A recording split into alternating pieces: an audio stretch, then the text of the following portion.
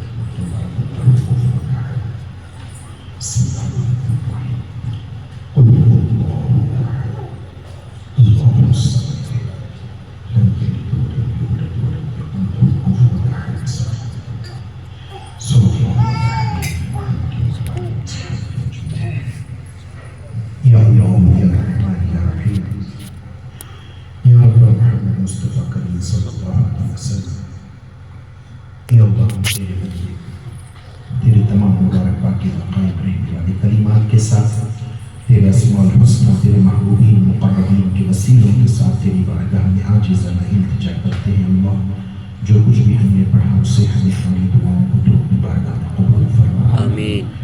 بعد از مغرب درود شریف کا اہتمام کیا گیا تیرے محبوب صلی اللہ علیہ وسلم کی بارگاہ میں نعت شریف پیش کی گئی اے اللہ قرآن پڑھا گیا تیری حمد و ثنا کی گئی تیرے اسماء کا ذکر کیا گیا اے اللہ ان تمام افعال خیر اقوال خیر احوال خیر کو تو اپنی بارگاہ میں قبول فرما اے کریم پروردگار اس کا ثواب جو بھی تو آپ نے اپنے کرم سے عطا فرمایا اس ثواب کو اپنی قدرت سے اپنی شان نشان بنا کر سب سے پہلے تیرے محبوب مکرم ہم سب کے آقا مولا جناب محمد رسول اللہ صلی اللہ علیہ وسلم کی روح مقدس کو نزل فرما دے آپ کی بارگاہ میں بے انتہا شرف قبولیت عطا فرما دے آپ کے صدقے میں ثواب کو صادقہ جملہ انبیاء و مرسلین جملہ ملائکتک المقربین جملہ عبادک الصالحین بالخصوص نبی پاک صلی اللہ علیہ وسلم کے جملہ آبا و اجداد آپ کے والدین کریمین آپ کی جملہ ازواج مطہرات امہات المؤمنین بنجد پاک خلفاء راشدین عشرہ مبشرہ جملہ مہاجر و انصار صحابہ صحابیات تابعین تبع تابعین اولیاء کاملین شہداء فقراء علماء جملہ مومنین مومنان مسلمین مسلمات کی ارواح مقدسہ کو نزل فرما سب کی بارگاہوں میں شرف قبولیت عطا فرما اے اللہ اس مبارک رات کی برکت نصیب فرما۔ اے اللہ اس مبارک رات اور آنے والے مبارک دن کی حقائق سے ہمیں سرفراز فرما دے۔ اے اللہ ہماری مجالس کو قبول فرما۔ اے اللہ اس روئے زمین پر جہاں جہاں تیرے محبوب صلی اللہ علیہ وسلم کا میلاد منایا جا رہا ہے، اے اللہ ہر مجلس کو تو اپنے کرم سے قبول فرما کر ہر اے اللہ مجلس کو سجانے والے پر اپنی رحمتوں کا، اپنے فضل کا، اپنے کرم کا، اپنے انعامات اور اکرامات کا نزول فرما۔ ہماری دعاؤں کو نبی پاک صلی اللہ علیہ وسلم اور آپ کی پاکیزہ آل، آپ کے اصحاب کے صدقے میں قبول فرما۔ صلی اللہ تعالی علی خیر خلقہ ونور عرش محمد وعلی آلہ وصحبہ اجمعین بفضل سبحان ربک رب العزة عما یصفون والسلام علی المرسلین والحمد للہ۔ الحمد للہ الحمد للہ حمدا کبیرا کثیرا طیبا مبارکا فیہ جزیلا جلیلا جمیلا دائما بدوامک یا اللہ۔ هو الله الذي لا إله إلا الله وحده بوحدة موحدا بوحدة موحدا بوحدة أحدا ووحيدا في الكمال لا شريك له ولا نظير له ولا مثل له ولا مثال له، وأشهد أن لا إله إلا الله وحده لا شريك له، ونشهد أن سيدنا ونبينا وحبيبنا ومولانا محمد رسول الله عبده ورسوله صلى الله تعالى عليه وسلم. أما بعد، قال الله تعالى في القرآن المجيد: أعوذ بالله من الشيطان الرجيم، بسم الله الرحمن الرحيم، محمد رسول الله. صدق الله العظيم وصدق رسوله النبي الأمين الكريم وعلى آله وصحبه أجمعين صلى الله عليه وآله وصحبه وعلى أمته أجمعين برحمتك يا أرحم الراحمين والحمد لله رب العالمين. خدائی میں اگر کچھ ہے تو ہے جلوہ محمد کا۔ خدائی میں اگر کچھ ہے تو ہے جلوہ محمد کا۔ تیرے نور کی پہچان ہے چہرہ محمد کا۔ نہ جانے کتنے کعبے بن گئے ہوتے عقیدت کے، زمین پہ پڑ گیا ہوتا اگر سایہ محمد کا۔ سرکار کے آنے کی سن گن سی جو پائی ہے، سرکار کے آنے کی سنگن سی جو پائی ہے، تعظیم و تربت کی مٹی ابھر آئی ہے۔ اے نام نبی تیری تنویر کے کیا کہنے، سمٹے تو محمد ہے، پھیلے تو خدائی ہے۔ السلام علیکم ورحمۃ اللہ وبرکاتہ۔ اللہ رب العزت کا بے انتہا فضل و کرم ہے کہ اس نے محض اپنے کرم سے ہم جیسے گنہگاروں کو بھی اپنے پاکیزہ محبوب کے ذکر کرنے کے لیے چن۔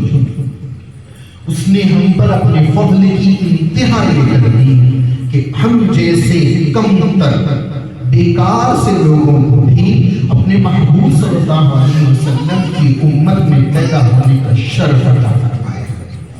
نہ صرف پیدا ہونے کا شرف عطا فرمایا، اس نے ہمیں اپنے محبوب صلی اللہ علیہ وسلم پر ایمان لانے کی توفیق عطا فرمائی اور ان کی ادب اور ان کے محبت کا نور ہمارے قلوب میں داخل فرمایا۔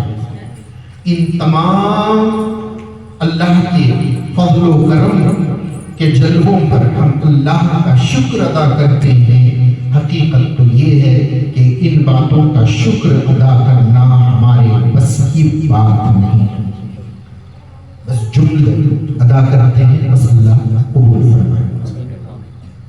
محفل اصل یہ ہے کہ حضور صلی اللہ علیہ وسلم پر درود و سلام پڑھا جائے، آپ کی مدحت بیان کی جائے اور آپ کے احکامات کو عام کیا جائے اور آپ کی محبت کو لوگوں کے دلوں میں سجایا جائے۔ بس یہ مقصد کے تحت ہم لوگ اعلاج شریف کی مجلس سجاتے ہیں. مغرب کے بعد سے ہی آپ روشنی پڑھ رہے تھے، ناطقانی ہوئی الحمدللہ. بس میں مختصر باتیں آپ کے گوشے گزار کرنا چاہتا ہوں کیونکہ بہت لمبا چوڑا بیان نہیں کرنا چاہتا. اصل مجلس جو ہوگی وہ صبح صادق کے وقت میں ہوگا، کیونکہ وہی اصل وقت ہے نبی کریم صلی اللہ علیہ وسلم کی اس دنیا میں جلوہ گر ہونے کا. تو اس وقت بہت مبارک گھڑی ہوتی ہے، وہ سمجھے، بہت ہی مبارک گھڑی، اتنی مبارک گھڑی کہ اس وقت مانگنے والی کوئی دعا بھی رد نہیں ہوتی. حضور کے غلاموں کا دعا مانگنا تو بہت دور کی بات ہے، مسلمانوں کا دعا مانگنا تو دور کی بات ہے. وہ گھڑی تھی جس میں شیطان نے بھی مانگا تو اللہ نے رد نہیں کیا. جب نبی کریم صلی اللہ علیہ وسلم دنیا میں جلوہ گر ہوئے تھے تو ہر طرف جو ہے نور کی برسات تھی اور ہر مانگنے والا اس نور کا صدقہ مانگ رہا تھا. تو شیطان نے بھی اللہ سے ایک بات مانگی تھی اس گھڑی میں. جب سے شیطان کو لعنت کا توق پہنایا گیا تھا، ہوتا یہ تھا کہ ایک فرشتہ مقرر تھا کہ اس کے منہ پر جو ہے وہ جوتے دعا کی کہ اے اللہ اس گھڑی کے طفیل تیرے محبوب کی آمد کے طفیل میری بھی یہ دعا قبول فرما لے کہ آج کے بعد یہ فرشتہ جو میرے چہرے پر جوتا مارتا ہے اس کو روک دے. تو اللہ پاک نے اس کی یہ دعا قبول کی اور اس گھڑی سے جو ہے شیطان نے اس کو جوتا مارنا چھوڑ دیا. کمبخت کو اس وقت بھی کبر کا احساس تھا، گھمنڈ کا احساس تھا. اس نے یہ جانتا تھا کہ یہ ایسی گھڑی ہے کہ ان کے صدقے میں مانگ لوں تو مل جائے گا. اگر وہ کم سے کم اس کے بدلے میں معافی طلب کر لیتا تو یقیناً اللہ تبارک و تعالیٰ اس کو معاف کر دیتا. لیکن وہ رہا گھمنڈی، اس کو اللہ نے توفیق نہیں دی تو اس کا معاملہ ایسا ہی چل رہا ہے. مختصر یہ کہنا چاہ رہا ہوں کہ وہ وقت جو ہے آنے والی گھڑی صبح صادق کی بہت ہی زیادہ ضروری امپورٹنٹ ہے. اس وقت دعا کرنا چاہیے، ٹھیک ہے. تو اب مختصر جس آیت کریمہ کی تلاوت کا شرف میں نے حاصل کیا ہے اس کا سہل ترجمہ اور اس کی کچھ وضاحت کرنا چاہتا ہوں. پھر اس کے بعد میلاد کیوں مناتے ہیں، کیا سبب ہے، ان باتوں کی طرف بھی آئیں گے. مختصر بیان، بہت لمبا چوڑا بیان نہیں ہوگا. اور یہ محفل بھی میں نے جان بوجھ کر مختصر لوگوں کو بلایا، ورنہ ہمارے خاص لوگ بھی 400 لوگ ہوتے ہیں جو ہمیشہ ہماری مجلس میں جمع ہوتے ہیں. لیکن میں نے خود کسی سبب کے تحت یہاں پر 100 سے زائد لوگوں کو آنے سے منع کر دیا. لیکن الحمدللہ رب العالمین یہ وہ مجالس ہیں جن مجالس میں فرشتے اور ارواح مقدسہ موجود ہوتی ہیں، اتنی تعداد میں کہ آپ ان کی گنتی نہیں کر سکتے. تو اب جس آیت پاک کی تلاوت کا شرف میں نے حاصل کیا وہ سورہ فتح کے آخری رکوع کی آیت ہے. کیا ہے آیت؟ محمد رسول اللہ صلی اللہ علیہ وسلم. سہل ترجمہ اس کا ٹرانسلیشن یہ ہے کہ محمد بھیجے ہوئے ہیں اللہ کے، محمد بھیجے ہوئے ہیں اللہ کے. یہ پوری امت کا کلمہ ہے، ہم سب یہی کلمہ پڑھتے ہیں، لا الہ الا اللہ محمد رسول اللہ صلی اللہ علیہ وسلم. آدم علیہ السلام کی جو امت تھی انہوں نے کلمہ پڑھا لا الہ الا اللہ آدم صفی اللہ. نوح علیہ السلام کی امت نے لا الہ الا اللہ نوح نجی اللہ. ابراہیم علیہ السلام کی امت میں لا الہ الا اللہ ابراہیم خلیل اللہ. اسی طرح سے داؤد خلیفۃ اللہ، موسیٰ کلیم اللہ، سلیمان تاج اللہ، یحییٰ خاشع اللہ، عیسیٰ کلیمۃ اللہ و روح اللہ علیہ السلام، سب کے کلیم. بچپن میں میرے دل میں ایک خیال آیا کہ آدم کے لیے جملہ ہے، کلمہ ہے، آدم اللہ کے بزرگ ہیں. نوح کے لیے جملہ ہے، کلمہ ہے، نوح نجی اللہ، یعنی نوح اللہ کے رازدار ہیں. نوح اللہ کے رازدار ہیں. موسیٰ اللہ کے کلیم ہیں، یعنی کلام کرنے والے ہیں. داؤد اللہ کے خلیفہ ہیں، حل تو یہ ہو گئی. عیسیٰ اللہ کی روح ہے، اللہ کی نشانی ہے. جملے دیکھو، تعریف دیکھو، بہت بڑی بڑی ہے. لیکن حضور کا کلمہ، حضور اللہ کے بھیجے ہوئے. میرے دل میں خیال آیا، اے اللہ، حضور تیرا نور ہے، تیرے حبیب ہے. حبیب اللہ کہتا تو زیادہ وزن بڑھتا، نور اللہ کہتا تو زیادہ وزن بڑھتا، حسن اللہ کہتا، جمال اللہ کہتا، کچھ تو کہتا تاکہ دوسرے رسولوں سے جو ہے بڑھ کر یہ کلمے کا وزن محسوس ہوتا.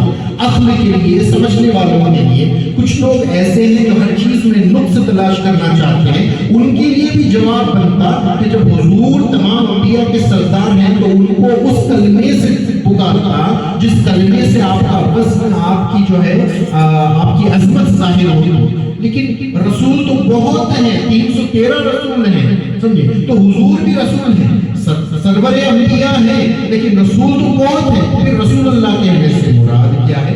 تو اس وقت رب تبارک و تعالیٰ نے مجھے خود میرے دل میں بتایا کہ بولے اس پر غور تو کر، اس پہ تو غور تو کر.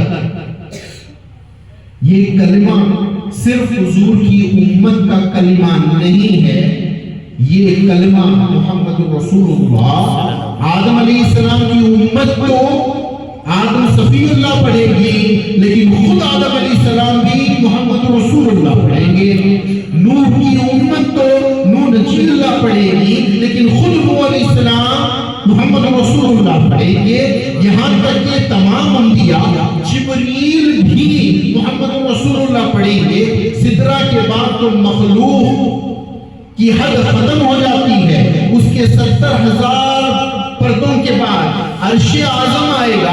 عرش کا کلمہ بھی محمد رسول اللہ ہے. عرش کے اوپر عالم ارواح ہے، ارواح مقدسہ رہتے ہیں، تو ہر روح کا کلمہ بھی محمد رسول اللہ ہے. مطلب کیا ہے؟ جو جتنی اونچائی پر ہے، جتنا بلند ہے، جو کوئی بھی ہے، ہر کوئی یہی پڑھ رہا ہے کہ محمد اللہ کے بھیجے ہوئے ہیں، محمد اللہ کے بھیجے ہوئے ہیں. پتہ یہ چلا کہ عرش اعظم بھی کہہ رہا ہے میں نیچے ہوں، محمد اللہ کے بھیجے ہوئے ہیں. آدم علیہ السلام اللہ کے بزرگ ہیں. یہ بزرگی بھی اسی وجہ سے ہے کہ محمد یہ بزرگی لے کر آئے، محمد اللہ کے بھیجے ہوئے ہیں. وہ بزرگی لا کر مجھے دیے ہیں. وہ ابراہیم علیہ السلام کہتے ہیں کہ میں خلیل اللہ ہوں، لیکن محمد اللہ کے بھیجے ہوئے ہیں. یعنی اللہ نے دوستی کا شرف محمد کے ذریعے مجھے عطا کیا ہے. محمد اللہ کے بھیجے ہوئے ہیں. میں روح اللہ تو ہوں. عیسیٰ علیہ السلام فرماتے ہیں میں روح اللہ تو ہوں. یہ روح کی اصل جو مجھے عطا ہوئی ہے وہ محمد اللہ کے جو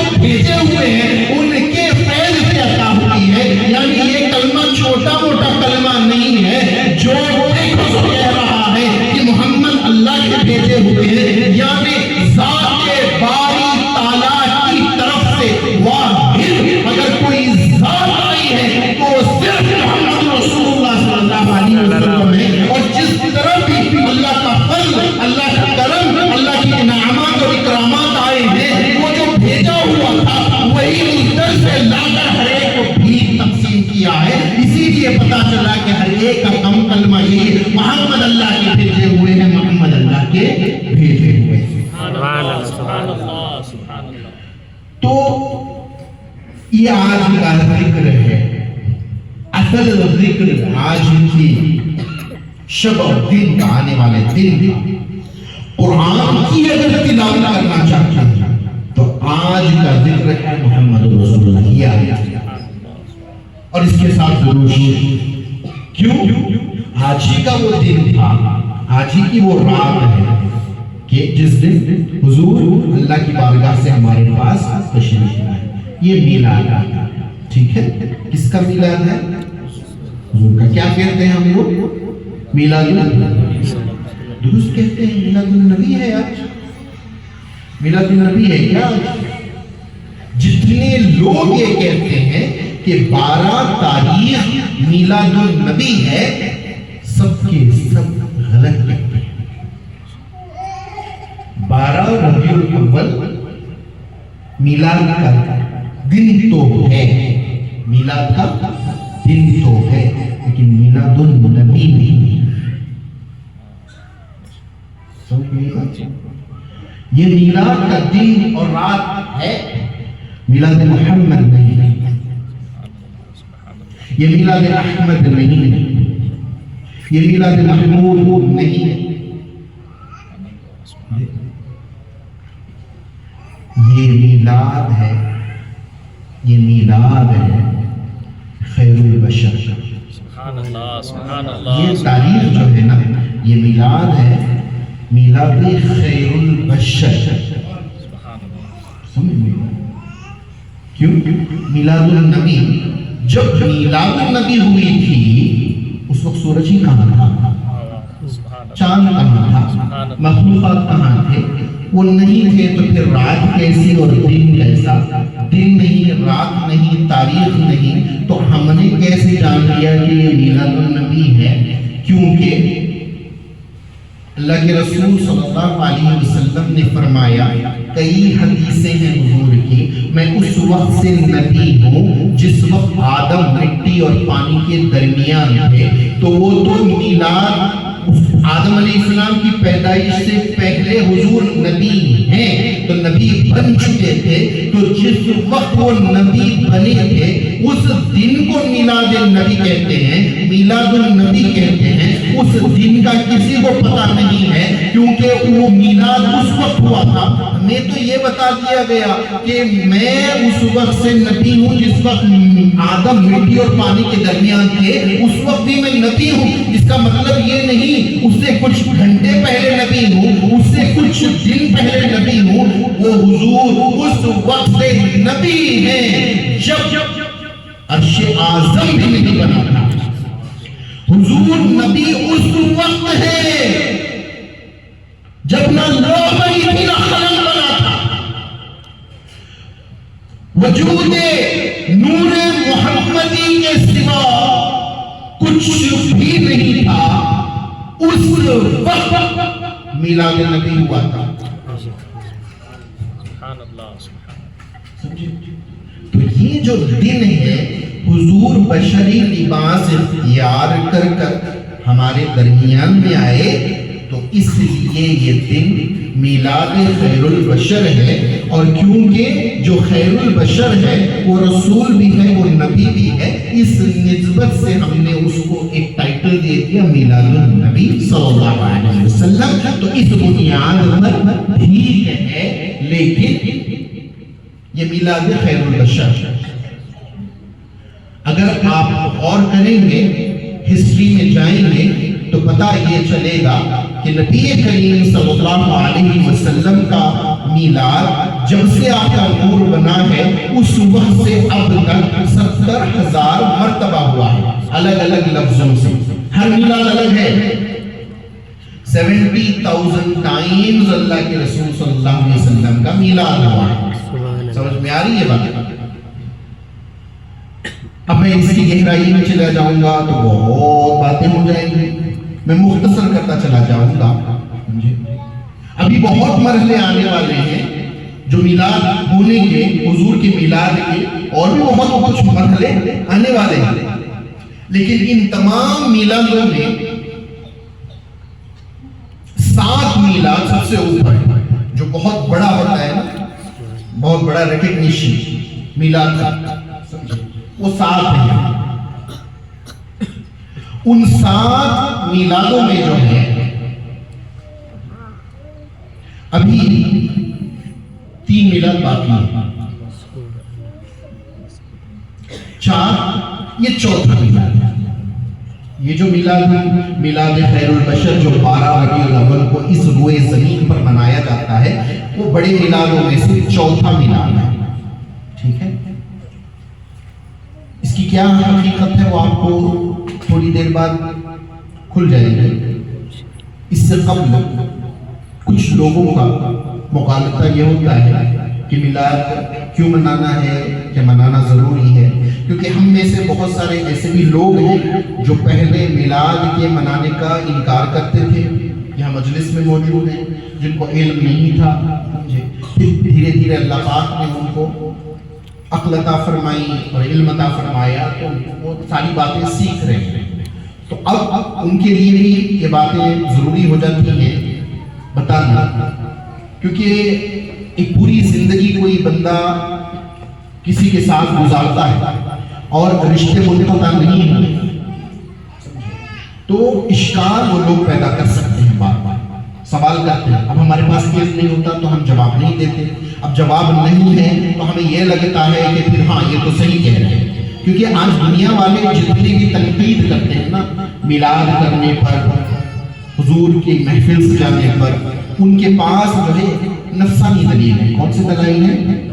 عقلی نہیں، وہ سمجھتے ہیں لاجیکل دلیل ہے، نہیں، ان کے دلائل جو ہیں، ان کے کوسچن جو ہیں وہ نفسانی ہیں۔ عقلی دلائل تو ہمارے پاس موجود ہے میلاد کے کرنے، ان کے نہ کرنے کے پاس جو دلائل ہیں وہ نفسانی دلائل ہیں۔ سمجھ نہیں بات؟ تو کچھ دلیلیں میں بتانا چاہتا ہوں، ٹھیک ہے؟ میلاد تو بہت بڑی بات ہے۔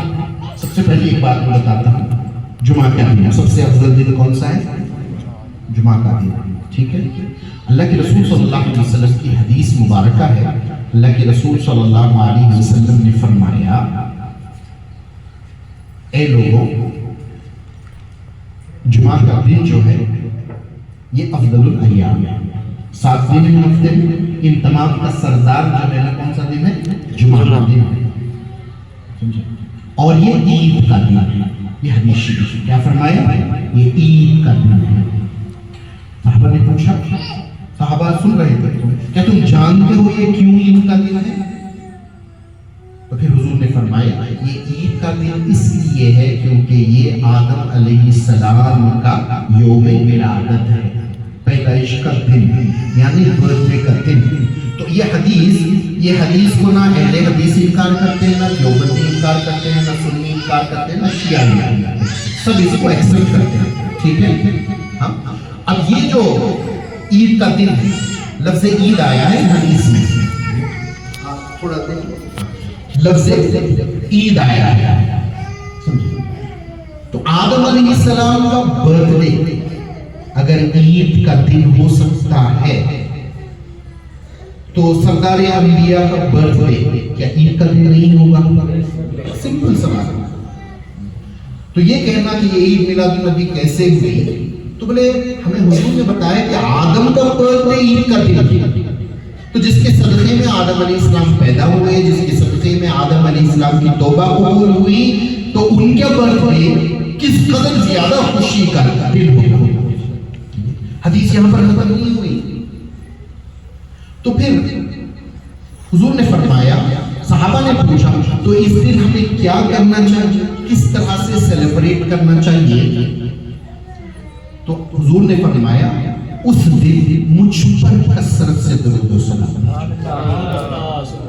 اب یہ بات تو بہت عجیب ہو گئی، برتھ ڈے ہے شکیل بھائی کا، میں کہتا ہوں آپ برتھ ڈے کو آؤ، تحفے مجھے یہ کوئی بات نہیں۔ برتھ ڈے شکیل بھائی کا، میں کہہ رہا ہوں تحفے مجھے بھی، تو پتا کیا چلا، کچھ تو راز ہے۔ یہ نہیں کہا عیسیٰ علیہ السلام کرو، آدم علیہ السلام پر، ان کے لیے جو ہے ان پر سلامتی کی دعا کرو، کچھ یہ کرو وہ کرو، نہیں۔ جمعہ کا دن آئے یہ آدم علیہ السلام کا برتھ ڈے کا دن ہے، اور ایوری ویک آئے گا، اور ہر ویک مجھے تحفہ دو، کیا درود و سلام۔ بولے کیوں؟ بولے یہ اس لیے ہے کہ تم لوگوں کو یہ نہیں معلوم ہے یہ کس لیے ہے، اور آپ کتابیں اٹھا کر پڑھیں گے تو نہیں ملے گا۔ پیر کے دن تو حضور دنیا میں تشریف لائے تھے، پیر کے دن حضور تشریف لائے تھے، حضور کا درجہ آدم سے افضل ہے، تو لہٰذا پیر کا دن تو افضل ہوگا۔ اگر برتھ ڈے ہی کی نسبت ہے، چلو قرآن کا کوئی خاص نزول کا دن ہے یا کوئی اور کوئی خاص بات ہے، اس کی وجہ سے جمعہ مبارک ہوا، افضل ہوا، تو بات سمجھ میں آتی ہے۔ دوسرا کوئی وجہ نہیں ہے جمعہ کے افضل ہونے کی، اس کے علاوہ کوئی وجہ نہیں ہے سوائے یہ کہ آدم علیہ السلام پیدا ہوا، اس کی وجہ سے جمعہ افضل ہے۔ اب آخر تو سوال پیدا ہو رہا ہے نا ہم لوگوں کو، بولے نہیں، اللہ ہمارا دل نہیں مانتا، ہمارا دل نہیں مانتا۔ اگر یہی نسبت ہے آدم علیہ السلام کی وجہ سے جمعہ افضل ہے، تو تو نہیں، پیر افضل ہونا چاہیے، کیونکہ پیر کی نسبت نبی کریم صلی اللہ علیہ وسلم سے ہے۔ جب بچہ اپنی قلب کی علمی سے جو ہے اللہ کی بارگاہ میں پوچھ تاچھ کرتا ہے تو اللہ جواب دیتا ہے۔ اللہ جواب یہ دیتا ہے کہ بولے یہ آدم علیہ السلام کی طرف اس کا نسبت کر دینا یہ حضور کی شفقت ہے، حضور کی رحمت ہے، تاکہ آدمیوں کو آدم علیہ السلام یاد رہے۔ جب آدم کی حقیقت کی طرف جائیں گے تو آپ کو اصل بات معلوم ہو جائے گی کہ کیوں جمعہ کا دن پیر سے افضل ہے، اور جمعہ کے دن ہی سب سے زیادہ درود السلام کیوں پڑھنا ہے، وہ بات ظاہر ہو جائے گی۔ اس کی وجہ یہی ہے کہ حضور کے کئی درجات ہیں، اب اس طرح سے بولیں گے تو کئی روپ ہیں، حضور ایک جیسے نہیں ہیں، حضور جہاں ہے وہاں جیسے ہیں، حضور جہاں ہے وہاں جیسے ہیں، دنیا میں ہو تو دنیا والے جیسے ہیں، آسمانوں میں ہو تو آسمان والوں جیسے ہیں، عرش پر ہو تو عرش والے جیسے ہیں، جب عالم لامکان میں ہو تو عالم لامکان والے جیسے ہیں۔ حضور جہاں ہے ویسے ہیں۔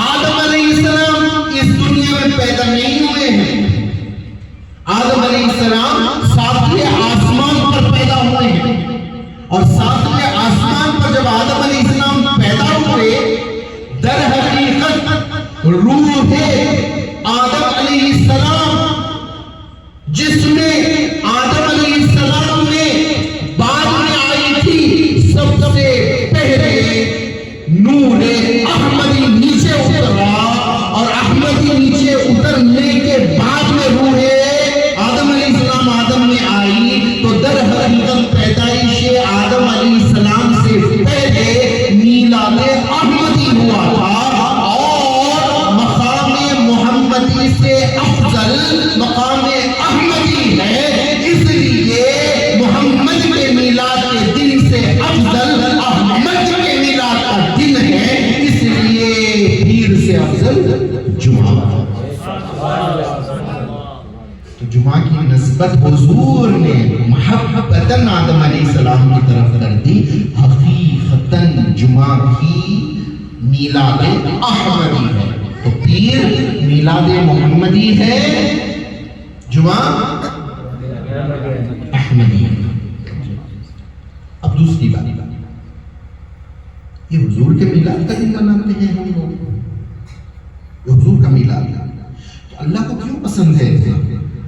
حضور کا میلاد ہے نا، کوئی نسبت اللہ کی طرف سے ہو تو وہ اللہ کی بات ہے، یہ تو حضور کی طرف نسبت نہیں، یہ میلاد نہیں ہے جو 70,000 مرتبہ ہوا، وہ کوئی دن میلاد نہیں، ہم نے اس کو میلاد کا نام دیا،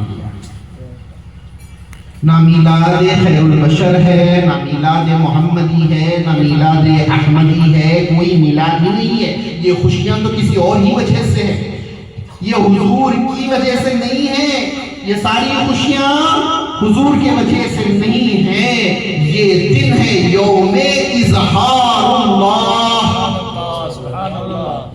یہ اللہ کے اظہار کا دن ہے، یہ اللہ کے اظہار کا دن ہے۔ جو بھی میلاد آپ منا لو، ہر وہ دن اللہ کے اظہار کا دن ہے۔ آپ بولیں گے کیسے؟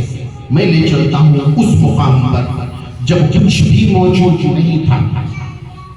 اللہ فرماتا ہے میں کنز المخفیہ تھا، ایک چھپا ہوا خزانہ تھا، میں چھپا ہوا خزانہ تھا، میں نے ارادہ کیا کہ میں پہچانا جاؤں، میں کچھ نہیں تھا، کچھ بھی نہیں تھا، نور محمدی بھی نہیں تھا، مخلوق تو دور کی بات، نور محمدی بھی نہیں تھا، حضور بھی نہیں تھے، عرش کرسی کچھ بھی نہیں، کچھ بھی نہیں تھا، تب صرف اللہ تھا، اللہ کے سوا کوئی نہ تھا، اور اللہ کو پہچاننے والا کوئی نہ تھا، اور اللہ چھپا ہوا خزانہ تھا، چھپا ہوا خزانہ تھا، اللہ نے ارادہ کیا کہ میں ظاہر ہو جاؤں، اللہ نے ارادہ کیا میں ظاہر ہو جاؤں، اور اللہ نے فرمایا میں پہچانا جاؤں، تو اس نے سب سے پہلے اپنے اس ارادے کو پورا کرنے کے لیے، اپنے اس منصوبے کو پورا کرنے کے لیے یہاں اللہ کی خواہش، اللہ کی مراد، اللہ کا مطلب، اللہ کا مقصد صرف اپنی ذات ہے، وہ کسی اور کو نہیں چاہ رہا ہے۔ میں نے چاہا، کس کو چاہا؟ کہ میں ہی ظاہر ہو جاؤں، میں نے چاہا میں پہچانا جاؤں، میں نے چاہا میں ظاہر ہو جاؤں، میں نے چاہا میری عبادت ہو، میں نے چاہا میری اطاعت ہو، میں نے چاہا ہر جگہ میں ہی میں ہوں۔ یہ کرنے کے لیے اللہ نے ارادہ کیا اس کارنامے کو پورا کرنے کے لیے، تو پورا کرنے کے لیے سب سے پہلے جو پیدا کیا وہ نور محمدی تھا۔ ظاہر میں دیکھو تو میلاد نور محمدی ہوا، حقیقتاً پہلا اظہار خداوندی ہوا۔ نعرہ تکبیر، نعرہ تکبیر، نعرہ رسالت، یا رسول اللہ، نعرہ رسالت، یا رسول اللہ۔ تو حقیقت میں پہلا اظہار خداوندی ہوا۔ اللہ کے رسول صلی اللہ علیہ وسلم جب نور محمدی کی شکل میں جلوگر ہوئے، پھر اللہ کی عبادت میں مشغول ہوئے 70,000 برس، پھر اللہ پاک نے حضور کو سر اٹھانے کے لیے کہا، تو اللہ کی طرف جو جلوہ دیکھا، اس جلوے میں لا الہ الا اللہ کا ذکر جاری ہوا۔ جب حضور کا نور محمدی اپنی آنکھوں سے لا الہ الا اللہ پڑھ رہا تھا، تو لا الہ الا اللہ کے پڑھنے میں ذات باری تعالیٰ سے ایک نور باہر نکلا، اور وہ نور آتے آتے آتے حضور کی آنکھوں میں، یعنی آنکھ نور محمدی کی آنکھوں میں جب سما گیا، تو وہ نور جو تھا، جو لا الہ الا اللہ کی برکت سے باہر نکلا تھا، وہ در حقیقت نبوت تھی جو اللہ نے دی تھی۔ تو وہ نبوت جب آنکھوں کے ذریعے حضور کے قلب میں داخل ہوئی، تو وہ دن جو ہے حقیقت میں میلاد النبی کا دن تھا، نہیں ظاہراً میلاد النبی کا دن تھا، وہ در حقیقت میلاد علیم الخبیر کا دن تھا۔ وہ اظہار میں علیم الخبیر کا، یعنی علم نکلا تھا، اللہ کے علم کی تجلی حضور کے اندر جلوہ گر ہوئی تھی۔ تو جس وقت وہ علم و خبر کی تجلی اللہ کی نبوت کی شکل میں حضور کے جسم میں، حضور کی جان میں جلوہ گر ہوئی تھی، تو وہ ظاہراً میلاد النبی کا، حقیقتاً اظہار علیم الخبیر۔ ٹھیک اسی طرح سے ہوتے ہوتے ہوتے آج کا دن ہے۔ میں پوری وضاحت کروں گا تو بہت ٹائم ہو جائے گا۔ یہ مجلس بھی نہیں ہے کہ اس طرح کی ابھی باتیں کو چھیڑ دیا جائے، وہ مجلس کچھ اور ہوتی ہے۔ تو پتہ یہ چلا کہ یہ تیسرا میلاد النبی ہے، لیکن میلاد حضور کی ایک حدیث بیان کرتا ہوں سب سے پہلے، ٹھیک ہے؟ اللہ کے رسول صلی اللہ علیہ وسلم نے فرمایا، میں عرش پر احد ہوں، کیا؟ عرش پر احد ہوں، آسمانوں میں احمد ہوں، زمین پر محمد ہوں، حشر میں محمود ہوں۔ ٹھیک ہے؟ آپ سکتے میں نہ چلے جائیے، احد بول دیے، میں نے نہیں بولا، حضور نے بولا ہے۔ جس کو دلیل چاہیے حدیث مجھ سے آ کر لے لے، سند پر بھی بات کر لیں، رجال پر بھی بات کر لیں کہ یہ حدیث ہو بھی سکتی ہے، نہیں ہو سکتی ہے۔ یہ بحث میں ہم نہیں پڑھتے، عاشقوں کا مجمع ہے، سمجھے، ظالموں کا نہیں ہے کہ اس بحث میں پڑھ جائیں۔ عاشقوں کے مجمع میں یہ باتیں نہیں ہوتی ہیں، لیکن ہاں احد کا مطلب جو ہے تنہا۔ حضور کا بولنے کا مقصد یہ ہے کہ میں عرش پر جب تھا تنہا تھا، کوئی نہیں تھا، مخلوق میں میرے سوا کوئی نہیں تھا، تو عرش پر میرا نام ہی تھا، اے تنہا رہنے والے، اکیلے، میں ہر سمجھے۔ آسمان میں جب آیا تو میرا نام احمد ہوا، آسمانوں میں میرا نام احمد ہے، زمین پر میرا نام محمد ہے، حشر میں میرا نام محمود ہے۔ اب یہ احد والی حدیث مجھے نہیں لگتا کہ بڑے بڑے مفتیوں کو بھی پتا ہو سکتا ہے، کیونکہ اکثر یہ حدیثیں عام لوگ نہیں سنتے، بہت سارے علماء کو اس کا پتہ نہیں ہے۔ اب کوئی مغالطہ کسی کو پیدا ہو جائے، نہیں احمد محمد اور محمود حضور کے 99 ناموں میں ہے، 99 ناموں میں احد نہیں ہے کیا حضور کے 99 ناموں میں؟ اچھا بھائی چھوڑ اس بات کو روکو، احد نہیں ہے، محمود تو ہے نا، اور ہم دعا بھی یہی کرتے ہیں، اے اللہ حبیب کو مقام محمود عطا فرما، دعا کرتے ہیں رمضان کے بعد، سمجھے؟ در حقیقت محمود کس کا نام ہے؟ اچھا اللہ کے 99 نام تو پڑھے ہوں گے نا، اللہ کے 99 نام تو پڑھے ہوں گے نا، کیا ان 99 ناموں میں محمود ہے یا نہیں ہے یا نہیں ہے؟ سوچ کے بتائیے،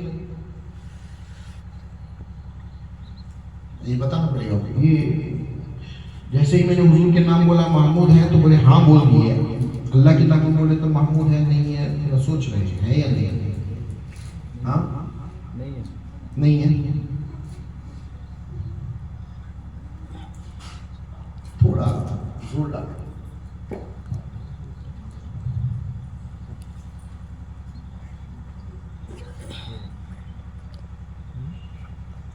اسی بہانے اللہ کے نام تو یاد کر لیا۔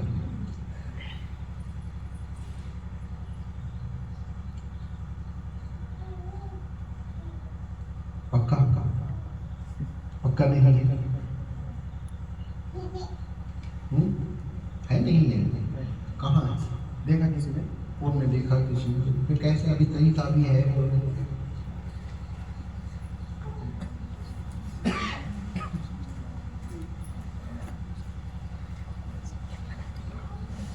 حقیقت بتاؤ نا، حقیقت بتاؤ، احد بھی اللہ ہے، حامد بھی اللہ ہے، حمید بھی اللہ ہے، محمد بھی اللہ ہے، محمد بھی اللہ ہے، محمود بھی اللہ ہے، یہ سب اللہ ہے صرف، سمجھو؟ حدیث میں آیا ہے میں چھپی ہوئی حمد تھی، کیا تھا؟ چھپی ہوئی حمد تھی، دیکھ لینا نہیں ہے، پورا دیکھ کر بتائیے، میں بیان جاری رکھتا ہوں۔ عاملی ہو کر آپ نہیں سمجھ رہے ہیں تو پھر میں بات کرتا ہوں، کیونکہ ان کے سلسلے میں جو ہے ہر دن کا ایک ذکر ہوتا ہے، 99 ڈیز 99 نیمز کمپلیٹ کرنا ہوتا ہے، 100 ڈیز میں اللہ کا ذکر کرنا ہوتا ہے، تو یہ تو پوری زندگی کا عمل ہے، تو معلوم ہونا چاہیے۔ دیکھیے آپ نہیں، پہلے دیکھ لیجیے، کنفرم کر کے دیکھ کے ثبوت کے ساتھ بتائیے۔ اچھا میں یہ کہہ رہا تھا، اللہ نے کہا میں چھپی ہوئی حمد تھی اور میں نے اپنے آپ کو ظاہر کیا، سمجھے؟ تو یہ جتنے صیغے آپ دیکھیں گے نا، احمد میں حمد ہے یا نہیں ہے؟ الف ہاں میم دال، الف کو ہٹائیں گے تو حمد ہے نا۔ محمد میں میم ہا میم دال، میم ہا میم دال، اگر میم کو ہٹائیں گے تو حمد۔ محمود میں حمد ہے یا نہیں ہے نا؟ کیا ہے اسپیلنگ ذرا بتائیں، میں ان پڑھ ہوں، میں مدرسہ نہیں گیا، سچ میں میں مدرسہ نہیں گیا تو مجھے تو ہجے کرنے نہیں آئی ہیں خالی کرنے۔ محمود کے کیا ہجے ہیں؟ میم ہا میم واو دال، واو اضافی ہے۔ اچھا پہلا میم ہٹا دیں، میم ہا دال ہے، ہا میم دال ہے، 3 لیٹرز ہیں، حمد ہے، محمود میں بھی حمد ہے، تو احمد میں بھی حمد ہے، محمد میں بھی حمد ہے، محمود میں بھی حمد ہے، حامد میں بھی حمد ہے، محامد میں بھی حمد ہے، حمید میں بھی حمد ہے نا؟ تو اصل تو حمد ہے، ہم اللہ ہے، یہ تو حدیث ہے کہ میں چھپی ہوئی حمد تھی، میں چھپی ہوئی حمد تھی، تو وہ چھپی ہوئی حمد تو در حقیقت اللہ ہے، نام حضور کے جو بھی ہو، حقیقت میں تو حمد اللہ ہے، حقیقت میں تو ہم اللہ ہے، تو محمد نہیں ہے، اللہ ہے۔ اسی لیے شاہ ولی اللہ محدث دہلوی رحمۃ اللہ تعالیٰ علیہ نے لوگوں سے یہ کہا تھا کہ کچھ وہابی قسم کے لوگ اس وقت کے آئے تھے، نیا نیا وہ دور عبد الوہاب نجدی کا، اس وقت فتنے عام ہو رہے تھے، تب اس قسم کی سوچ رکھنے والے جب شاہ ولی اللہ محدث دہلوی رحمۃ اللہ تعالیٰ علیہ کے پاس آ کر پوچھے تو حضرت نے فرمایا بس میں اتنا بتاؤں گا، جان لو تمہارے نزدیک جو محمد ہے وہ ہمارے نزدیک خدا ہے، اور ہمارے نزدیک جو محمد ہے وہ تمہارے نزدیک خدا ہے۔ اس کی بڑی گہرائی ہے، سمجھ میں بات؟ اللہ اللہ ہے، حضور حضور ہے، اللہ حضور نہیں، حضور اللہ نہیں، یہ دو الگ ہیں، سمجھے؟ لیکن ہم حقیقت میں اس کی ہے، نام ان کے ہیں، حقیقت میں وہ ہے، نام ان کا ہے۔ سمجھ میں آ رہی ہے بات؟ میں یہ قاعدہ ہمیشہ بتاتا ہوں، یہ کیا ہے؟ عربی لینگویج جس کو آتی ہے نا وہ تھوڑا سمجھ سکتے ہیں۔ کچھ ایسے بھی لوگ ہیں جو یہ میری گفتگو نہیں سنے ہیں، کیونکہ آج میلاد کی رات ہے، برکت والی رات ہے، تو میں دوبارہ سے اس کو بیان کرنا چاہتا ہوں۔ ہماری بہن نے بھی کبھی نہیں سنی ہوگی یہ بات، اور کچھ لوگ ایسے ہیں جو یقیناً نہیں سنے ہیں یہ بات، میں آپ کو بتانا چاہتا ہوں، ٹھیک ہے؟ نام ہوتا ہے نا انور، آپ نے سنا ہے نام انور ہوتا ہے، کیا مطلب ہے انور کا نام؟ کیا مطلب کیا ہے؟ نور والا، نور والے کو انور کہتے ہیں، ٹھیک ہے؟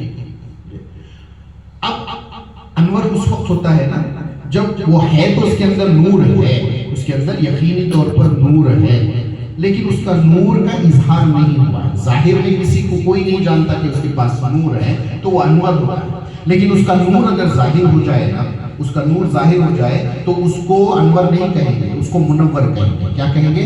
منور کہیں گے۔ اچھا، اس کا مطلب یہ مت سمجھ لینا کہ ان کا نور ظاہر ہو گیا ہے اس لیے ہم ان کو منور ہوتے ہیں۔ ہاں، منور جو روشن ہو گیا، اس کے جس کا نور ظاہر ہو گیا وہ منور ہے۔ نور تو ہے لیکن ظاہر نہیں ہوا تو انور ہے۔ ٹھیک اسی طرح سے کوئی ذاتی طور پر عزت والا ہے تو وہ اکرم ہے۔ اکرم نام سنا ہے؟ عزت والے کو کہتے ہیں۔ ذاتی طور پر کوئی عزت والا ہے تو وہ اکرم ہے، لیکن عوام الناس میں بھی اس کا عزت کا اظہار ہو جائے تو وہ مکرم ہے۔ سمجھ میں آ رہی بات؟ دو ایگزامپل کافی ہیں، انور منور، اکرم مکرم۔ بس کچھ نہیں ہوتا ہے، اس نام کے آگے جو ہے میم لگ جاتا ہے۔ کیا لگتا ہے؟ بس ایک میم لگ جاتا ہے، اظہار کے لیے میم لگتا ہے، سمجھے؟ جب چھپا ہوا رہتا ہے تو میم نہیں لگتا، کیا رہتا ہے؟ الف رہتا ہے۔ انور کس سے شروع ہوتا ہے؟ الف سے۔ جب چھپا ہوا ہوتا ہے تو کیا رہتا ہے؟ پہلے الف ہوتا ہے۔ جب اظہار ہو جاتا ہے تو آگے میم لگ جاتا ہے تو منور ہو جاتا ہے۔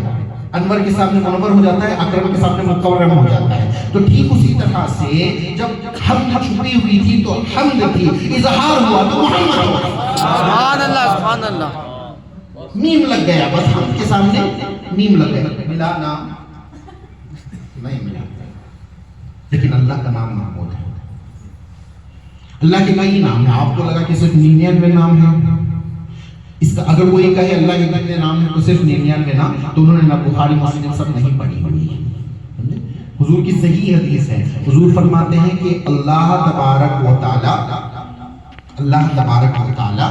کے 3000 نام ہیں، 3000 نام ہیں۔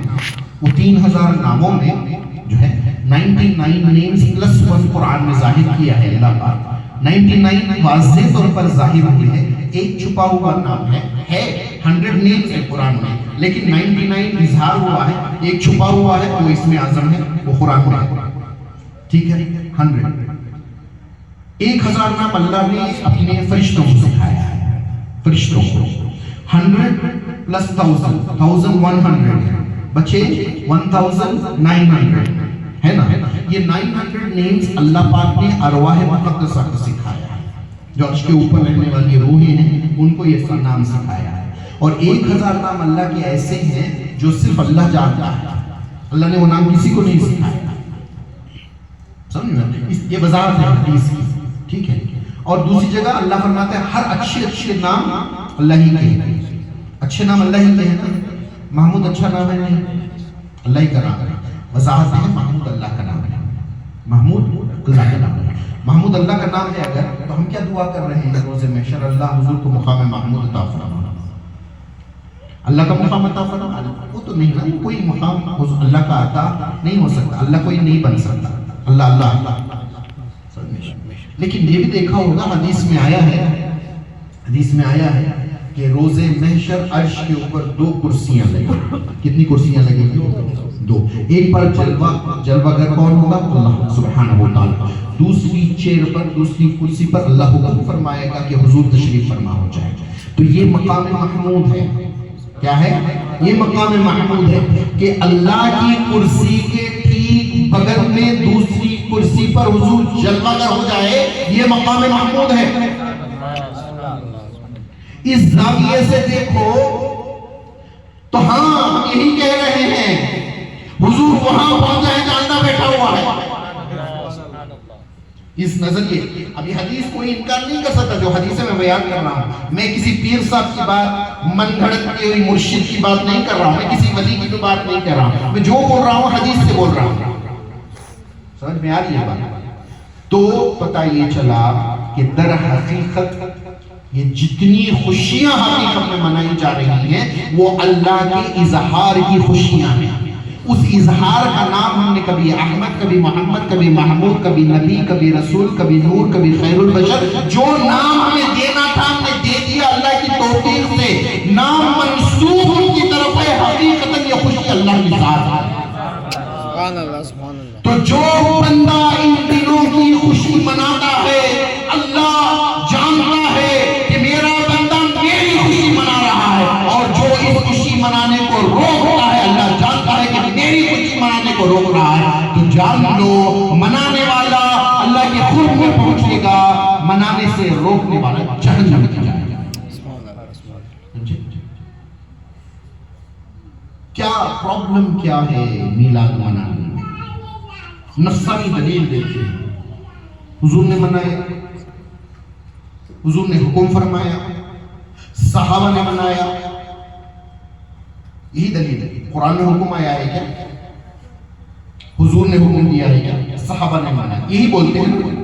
وہ لمبی حدیث چلتی ہے. ابو بکر صدیق رضی اللہ تعالیٰ عنہ کا اتنے خلافت کے دور ہیں، اتنے سال میں ایک بار بھی انہوں نے میلاد نہیں منایا. فاروق اعظم کی خلافت کے اتنے سال ہیں، اس سال میں بھی انہوں نے میلاد نہیں منایا. عثمان غنی کے اتنے سال، حضرت علی کے اتنے سال، امام اعظم، امام شافعی، امام مالک، ان لوگوں کے اتنے سال ہیں. یہاں پر تو اس طرح سے جو آپ میلاد مناتے ہو اس کی دلیل نہیں ملتی ہے، تو پھر کیوں مناتے ہو؟ اب میں ثابت کروں گا کہ اللہ سے لے کر امام مہدی تک ہر ایک نے میلاد منایا ہے، آنے والے بھی منائیں گے. ثابت کروں گا. اور یہ حکم خداوندی ہے، یہ حکم رسول ہے. پہلی دلیل قرآن سے، پہلی دلیل میلاد کی دلیل قرآن سے ہے. قرآن میں جو حکم آتا ہے وہ فرض ہو جاتا ہے نا. قرآن کا جو ہے وہ فرض. حضور کچھ ارشاد فرمائے حکم دے تو واجب کی دائرے میں آتا ہے. قرآن کا حکم فرض. Simple, very simple. اللہ نے کہا اے ایمان والو، جب تمہیں اللہ کا فضل ملے یا اللہ کی رحمت ملے، دو الگ الگ باتیں ہیں. اللہ کا فضل ملے، اللہ کی رحمت ملے تو تم خوب خوشیاں مناؤ. سمجھے؟ اب ہمیں قرآن ہی سے پوچھنا پڑے گا اللہ فضل کیا ہے یا رحمت کیا ہے، کیونکہ سب چیز قرآن ہی سے لکھا ہے. ٹھیک ہے، قرآن میں کسی کا اختلاف نہیں ہے. تو بولے اسی قرآن نے فضل کو نہیں، سب سے بڑے فضل کو، صرف فضل نہیں، سب سے بڑے فضل کو فضل عظیم کہتے ہیں. اور قرآن کس کو فضل عظیم کہا؟ جنت کو نہیں کہا، کسی اپنی مخلوق میں کسی کو نہیں کہا، فضل عظیم محمد کو کہا. قرآن نے فضل عظیم حضور کو کہا. اور فضل ملے تو خوشیاں مناؤ، فضل عظیم ملے تو ہاں رحمت ملے تو خوشیاں مناؤ. قرآن سمجھو کون رحمت ہے؟ قرآن کو کہتا ہے رحمت للعالمین. قرآن بھی رحمت ہے کیا؟ نہیں کیا؟ آیت نہیں ہے؟ قرآن رحمت کی آیت نہیں ہے؟ حافظ صاحب آپ چونک رہے ہیں. قرآن رحمت نہیں ہے نا آیت قرآن میں رحمت کی؟ کیا ہے آیت ذرا بتائیں. وہ تو حضور کے لیے ہے. قرآن رحمت نہیں وہ تو الگ باتیں ہو گئی. یا اللہ، یہ قرآن کو ہم نے شفا اور رحمت بنایا ہے مومنین کے لیے. ایسی کچھ ملتی جلتی آیت ملی ہے کیا؟ کیا ہے وہ؟ ما ہوا شفا ورحمت للعالمین نہیں ہے. مسلمین ہیں، مومنین ہیں، کس کے لیے؟ مومنین ہیں. پکا؟ میں حافظ قرآن نہیں ہوں، میں مدرسہ نہیں گیا، ذرا مجھے اردو میں بولنا آئے گا. ننزل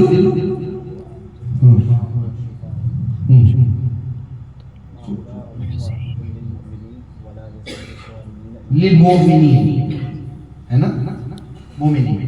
اب قرآن کو اللہ نے مومنین کے لیے رحمت کہا، ٹھیک ہے نا. کیا قرآن کافرین کے لیے رحمت ہے؟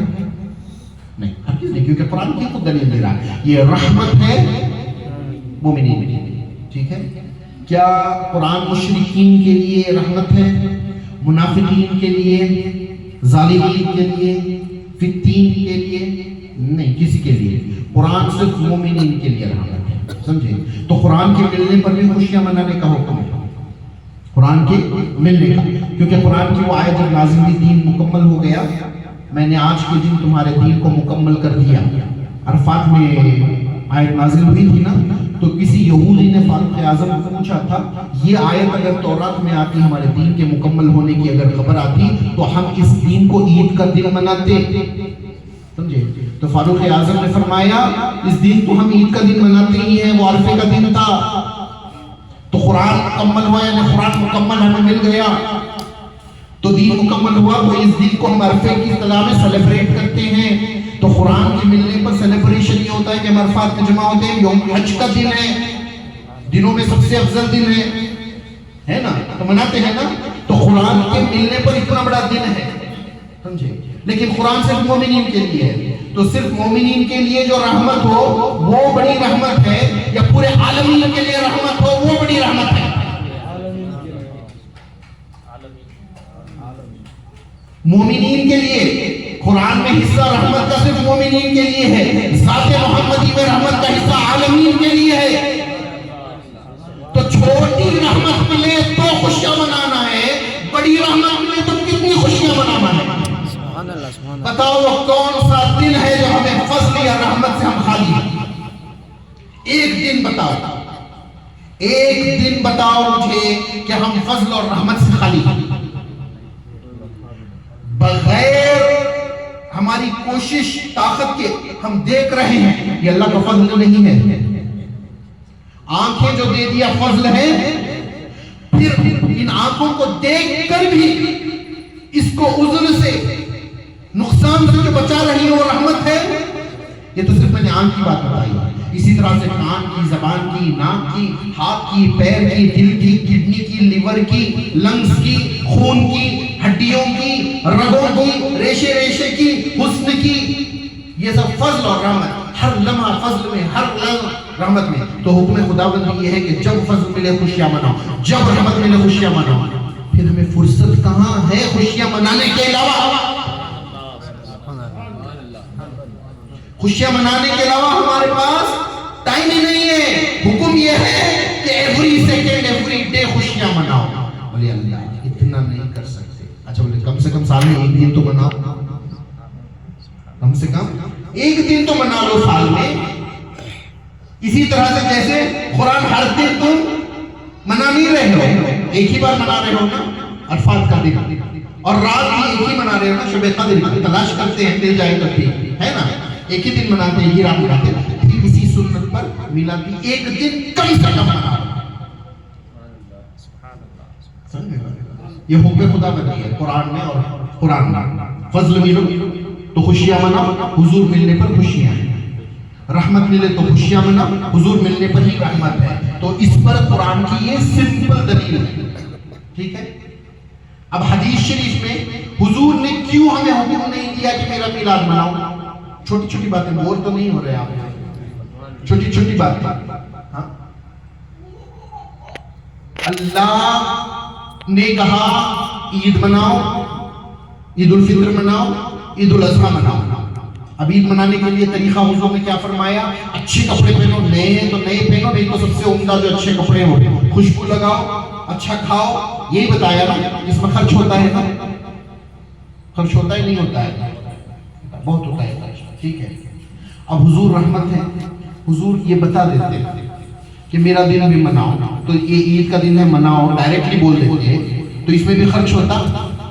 حضور کو معلوم تھا کہ کچھ لوگ خرچ کر پائیں گے، کچھ لوگ خرچ نہیں کر پائیں گے، اس لیے اس کو یوں ہی چھوڑ دیتے ہیں تاکہ حکم کے تحت لوگوں کے اوپر جو ہے زحمت نہ آئے۔ حضور رحمت للعالمین ہے، زحمت للعالمین نہیں ہے، اس لیے اپنے میلاد کو بوجھ کی طرح ڈالنے کے لیے حضور نے حکم تو نہیں دیا ہے، لیکن اشارتاً بتا دیا ہے کہ یہ دن منانا ہے۔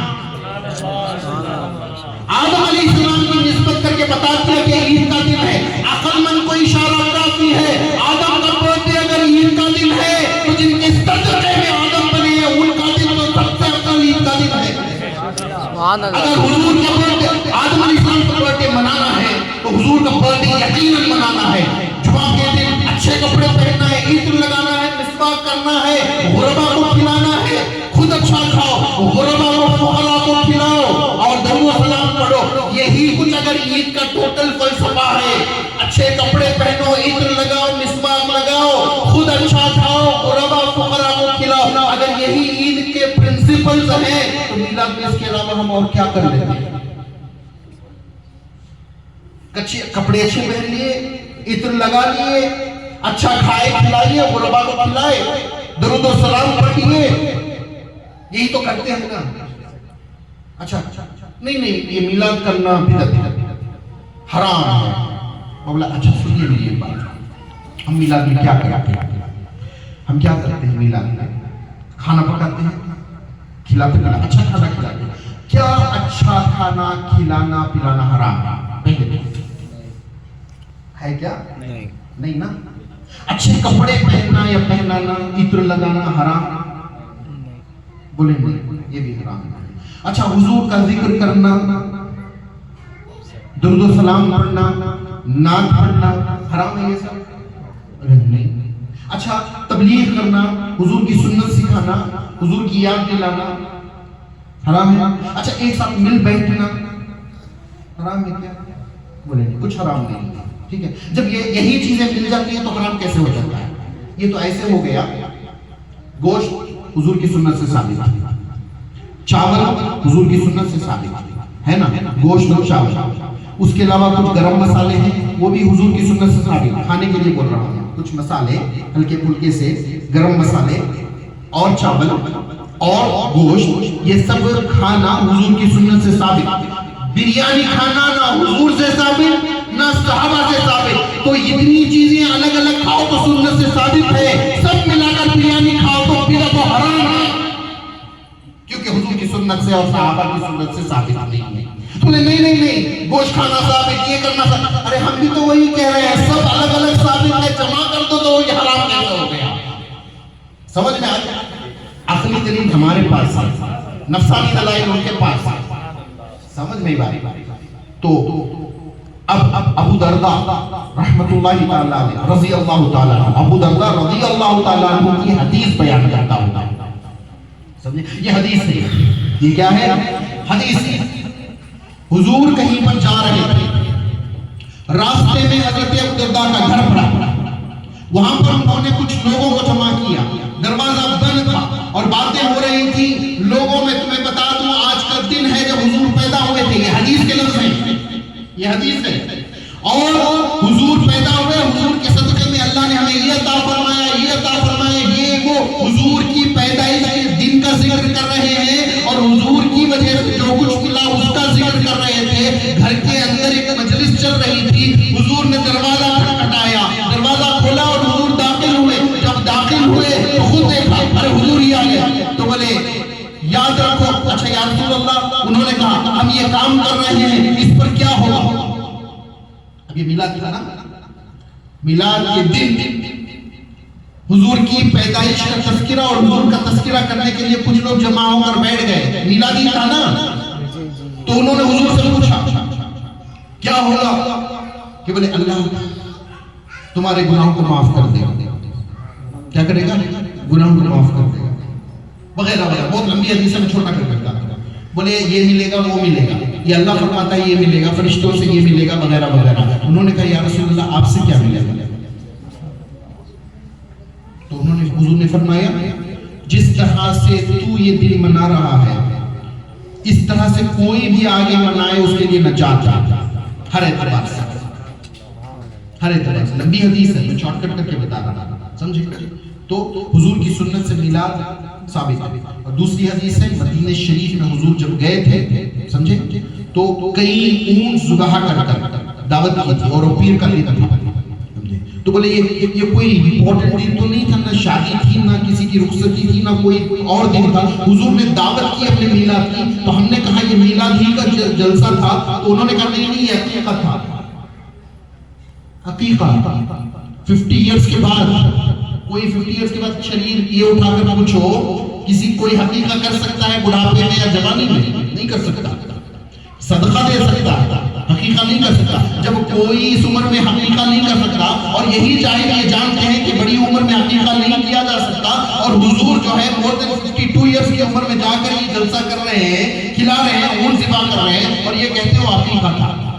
ہم کہتے ہیں وہ میلاد کا جلسہ تھا. جلوس صحابہ نے نکالا ہے ہاں یا نہ؟ میلاد کے نام پر نہیں بول رہا ہوں میں، ورنہ تو نکالے ہیں. حضور صلی اللہ علیہ وسلم جب مدینہ شریف پہنچے تھے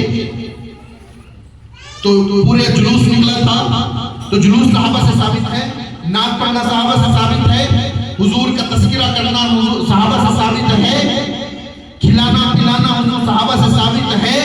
تو یہی جو ثابت شدہ کار اعمال ہیں اس کو ہم اکٹھا کر دیتے ہیں تو حرام نہیں ہو سکتا. قرآن سے میلاد ثابت، حضور سے میلاد ثابت، صحابہ سے میلاد ثابت. پھر کہیں گے کہ نہیں یہ پھول لائٹنگ یہ تو کہیں سے ثابت نہیں، کہیں سے ثابت نہیں. اچھا ایک بات بتاؤ، پھول کس کو ناپسند ہے؟ پھول اگر سجے ہوئے ہو، ارے سجے نہ بھی ہو، ڈالی پر بھی ہو تو پھول پسند ہے نا سب کو. اکٹھا کر کر ایک ڈیکوریشن کر دیں تو سب کو اچھا لگتا ہے. اچھا لگتا ہے. لائٹنگ اندھیرا اچھا لگتا ہے، اجالا اچھا لگتا ہے، اجالا. خوشبو اچھی لگتی ہے، بدبو اچھی لگتی ہے. تو یہ تینوں چیزیں سب کو اچھی لگتی ہے. مسلمان کو بھی اچھی لگتی ہے، نان مسلم کو بھی اچھی لگتی ہے. سمجھے؟ خوبصورت لگتی ہے نا. پھول خوبصورت ہے، لائٹنگ خوبصورت ہے، یہ سب خوبصورت ہے. اور حضور فرماتے ہیں مسلم شریف کی حدیث ہے اللہ جمیل و یحب الجمال، اللہ خوبصورت ہے اور خوبصورتی کو پسند کرتا ہے. اللہ کی خاطر ہم نے ایک فضا میں خوبصورتی پیدا کر دی. اللہ کی خاطر اللہ کو پسند ہے یا ناپسند ہے؟ مسلم شریف کی حدیث ہے، ثابت ہے.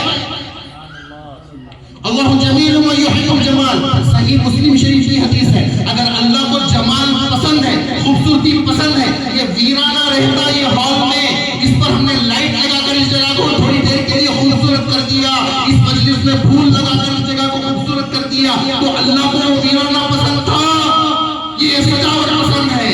آپ ہی بتائیے. کیونکہ اللہ کو جمال پسند ہے تو یہ اللہ کو پسند ہے. وہ ہر ابھی بھی کیا جا سکتا ہے لیکن کیوں ادھر ادھر کرے؟ اس دن کرے جو اس دن مستحق ہو. تو اس کو بھی ہم نے لے لیا مسلم شریف کی حدیث سے، اس کو بھی ہم نے لے لیا قرآن سے، حدیث سے اور صحابہ کے عمل سے. جو تھا سب اکٹھا کر کر ایک بریانی کی طرح بنا دی جو سب سے بہترین ہے. بریانی صحابہ نہیں کھائے ہیں، بریانی تابعین نے نہیں کھایا، بریانی بعد آنے والی امت کھا رہی ہے، اسی طرح ہم کھا رہے ہیں. تو اس طرح سے میلاد انہوں نے نہیں منایا جس طرح سے ہم منا رہے ہیں.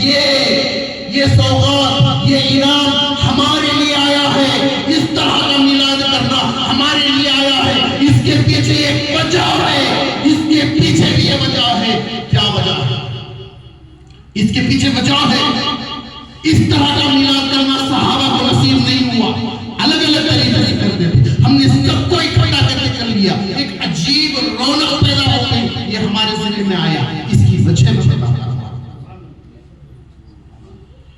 ایک مرتبہ حضور صحابہ کے ساتھ بیٹھے ہوئے تھے. بولے بتاؤ کس کا ایمان حیرت انگیز ہے؟ حضور نے فرمایا کس کا ایمان تعجب کرنے والا ایمان، صحابہ کو پتہ نہیں چلا تو حضور، اور یہ صحیح حدیث ہے، اس پر بھی کوئی کلام نہیں ہے، سمجھے، نقص نہیں نکال سکتے، ضعیف ہے یہ ہے نہیں بول سکتے، صحیح حدیث ہے، ٹھیک ہے۔ حضور نے فرمایا بتاؤ کس کا ایمان تعجب کرنے والا ہے، انگلش میں کیا بولیں گے؟ ہاں کیا؟ astonishing. Whose iman is astonishing?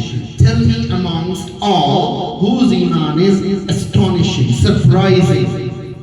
تو صحابہ نے کہا یا رسول اللہ انبیاء نبیوں کا، تو بولے نبیوں کو جو ایمان ہے اس میں تعجب کرنے کی بھی کوئی بات ہے، اللہ ان سے ڈائریکٹ ہم کلام ہوتا ہے، وہ اللہ کے تجلیات کو اپنی آنکھوں سے دیکھ لیتے ہیں، ان کا ایمان بڑا نہیں ہوگا تو کس کا ہوگا؟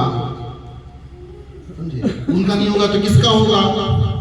یہ تو کوئی تعجب والی بات نہیں ہے۔ بولے فرشتوں کا، ارے کیا بولتے ہیں، ہم وقت اللہ کی تجلیات میں رہتے ہیں، ان کا ایمان پختہ نہیں ہوگا تو کیا ہوگا؟ اس میں کیا تعجب کی بات ہے، گریٹنس کیا ہے ان کے ایمان کی، سمجھے؟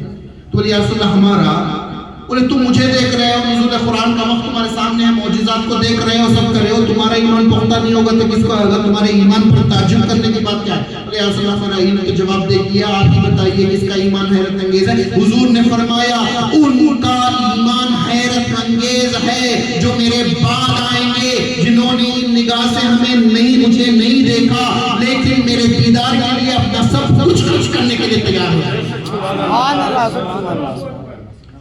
تو حضور نے ہمارے ایمان کی تعریف کی کہ ان کا ایمان تعجب والا ہے، بغیر دیکھے وہ میری طلب کریں گے، اور ایسا ہی نہیں صرف مجھے دیکھنے کے لیے اپنا سب کچھ قربان کرنے کے لیے تیار ہو جائیں گے، تو اس کے انعام پر وہ خوشیاں صحابہ کو نہیں ملی جو ہمیں مل رہی ہیں۔ سمجھ میں آ رہی ہے بات؟ تو بولا صحابہ کے ایمان کو تو حضور نے تعجب والا نہیں کہا، ہمارے ایمان کو تعجب والا کہا، تو ان کے ایمان تعجب والا نہیں ہے۔ اس طرح سے میلاد اگر وہ مناتے بھی تو اتنی بڑی دلیل نہیں ہے جتنی ہماری دلیل ہے، کیونکہ ہمارا میلاد منانا صحابہ کے لیے دلیل ہے۔ دوسری سنتیں ہم صحابہ جو کیے ہیں وہ دیکھ کر سن کر ہم لے کر چلتے ہیں، ہمارے لیے دلیل ہے۔ اس طرح کا میلاد منانا جو ہمارا عمل ہے وہ صحابہ کے لیے دلیل ہے۔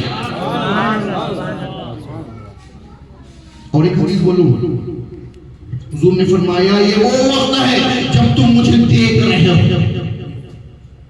اس وقت اگر تم ایک سنت بھی چھوڑ دو گے تو اللہ کی مدد نہیں آئے گی۔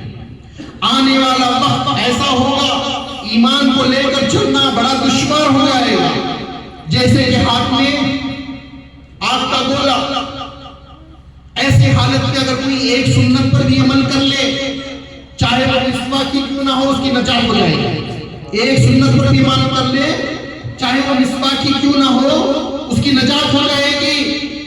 بات ہے بولا وہ وقت ایسا ہوگا، اس وقت اگر ایک آدمی ایک نیکی کرے گا تو 40 مردوں کا ثواب دیا جائے گا۔ اس وقت یعنی آج کے دور میں اس وقت ایک نیکی کرے گا تو 40 مردوں کا ثواب ملے گا۔ ایک صحابی کھڑے ہو گئے، یا رسول اللہ 40 مردوں سے کیا مراد ہے؟ 40 مردوں کا ثواب ملے گا یا 40 صحابہ کا ثواب ملے گا؟ حضور نے کہا 40 صحابہ کا ثواب ملے گا۔ یہ حدیث بھی ثابت ہے، صحیح حدیث ہے۔ صحابی اگر ایک نیکی کرے تو ایک صحابی کا عمل، ہم اس دور میں نیکی کرے تو 40 صحابہ کا ثواب۔ ہم نے دیکھا الگ الگ سنتیں ہیں نیکیوں کی صحابہ کی، ہم اس دن سب کو جمع کر دیں گے تو سب نیکیوں کا ثواب اور صحابہ کے ثواب سے زیادہ ثواب یہ ہمارے جھولی میں آیا ہے۔ اس سے پتہ چلا یہ جو اللہ نے ہم سے کروایا یہ صرف ہمارے لیے ہے، یہ امت میں کسی کے لیے نہیں ہے۔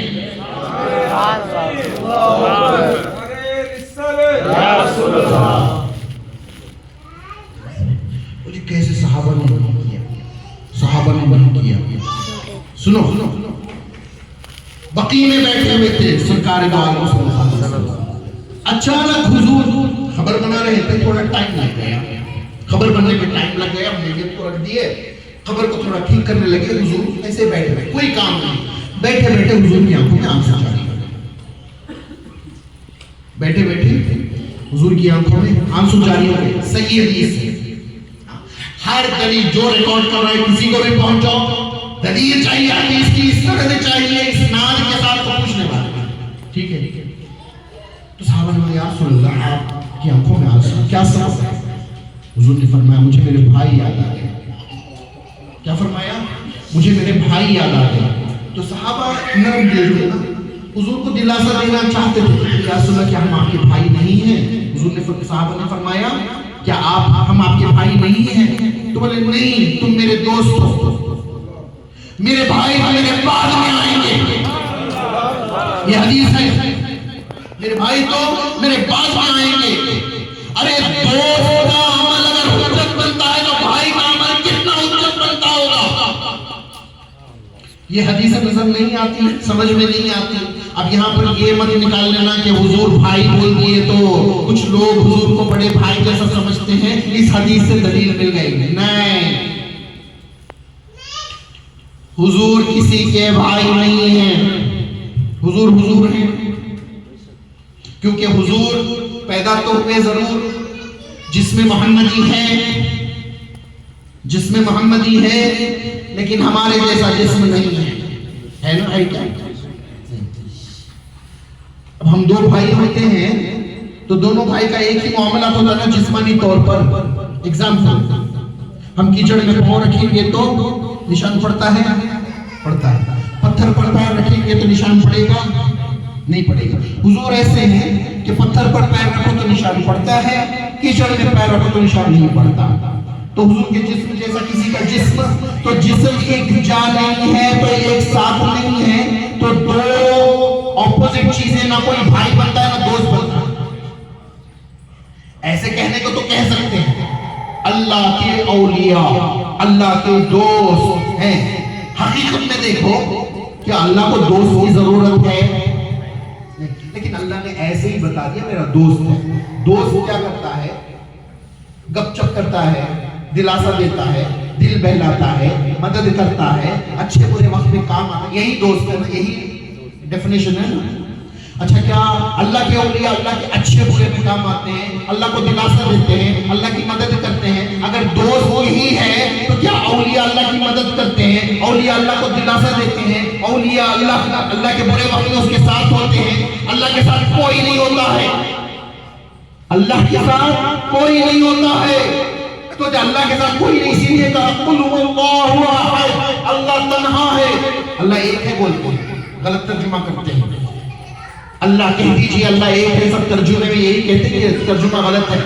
قرآن میں آیت قل هو اللہ واحد نہیں آیا ہے، قل هو اللہ احد آیا ہے۔ واحد ایک کو کہتے ہیں، ہے نا، اثنین دو کو کہتے ہیں، ثلاثہ تین کو کہتے ہیں، واحد ایک کو کہتے ہیں۔ کہہ دیجئے اللہ ایک ہے، یہ بولنا اگر مقصد ہوتا تو اللہ فرماتا قل هو اللہ واحد، اللہ واحد۔ ہاں کہا الہ واحد بولا ضرور ہے، لیکن اللہ کا جب نام آیا، الہیت اور چیز ہے، الوہیت اور چیز ہے، اس میں اللہ کا جلوہ اور ہے، اس میں الہ کا جلوہ اور ہے۔ الہ کوئی بھی کسی کو بنا دے گا، اس لیے کہنا ضروری تھا کہ کئی الہ نہیں ہے، الہ ایک ہے۔ یہاں پر اس لیے اپنے لیے واحد کا صیغہ استعمال کیا، الہکم الہ واحد ایک کہا، لیکن جب ذات باری تعالیٰ کی بات آئی تو سمجھایا تو نہیں جا سکتا تھا، اس نے کہا اللہ کی ذات تنہا ہے، اس کے ساتھ کوئی بھی موجود نہیں ہے، اس کے ساتھ کوئی موجود نہیں ہے، تو اس کا کوئی دوست بھی نہیں ہے۔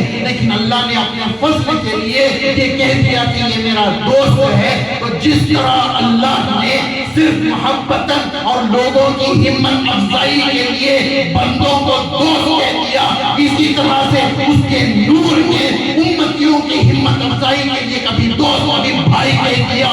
ورنہ محمد کا نہ کوئی بیٹا ہے، نہ محمد کا کوئی دوست ہے، نہ محمد کا کوئی بھائی ہے۔ محمد جیسے اللہ تنہا اپنی ذات و صفات میں ہے، ویسے ہی محمد اپنے کمال میں تنہا ہے۔ تو بس بولنے کے لیے کہہ دیا ہے، کہیں مغالطہ لے کر حضور کی دوست، حضور کے بھائی ہونے کے دعوے نہ شروع کر دینا اس حدیث کو لے کر۔ یہ بتانا ضروری تھا، اس لیے کچھ باتیں میں نے آپ کی گوش گزار کر دی۔ سمجھ میں آ گئی بات؟